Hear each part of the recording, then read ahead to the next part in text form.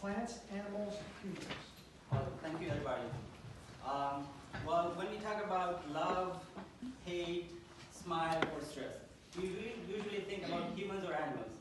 But science has proved that plants also have all kinds of emotions and reactions. And like humans, they don't like any kind of stress. But unfortunately, they also face a lot of stresses like nutrient stress, drought, salinity, etc. But does that mean that they cannot be grown under stressful conditions?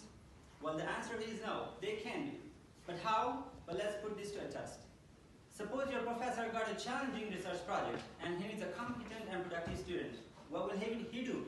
Well, he will definitely make a proper strategy first, select a diverse panel of candidates, check their resumes, and may even take an exam to further explore their potential. Now, in plant sciences, we call this whole process a screening technique, where we use several morphological, physiological traits to screen the cultivars and identify the ones having high potential for stress tolerance.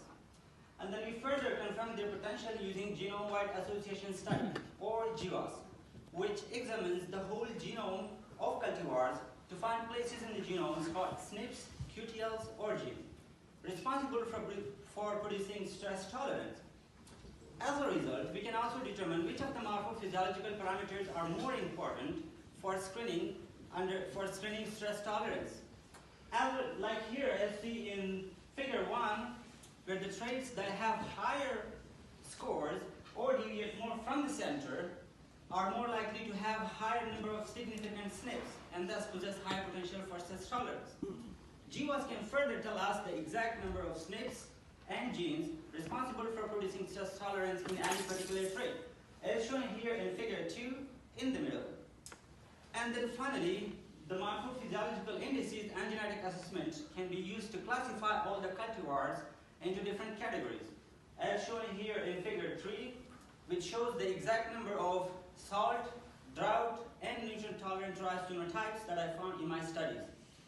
To conclude, this integrated morphophysiological screening, along with the genetic assessment, is a reliable and highly precise method to identify stress-tolerant and stress-friendly traits, SNPs, QTLs, and even genes that are responsible for producing stress tolerance in any crop.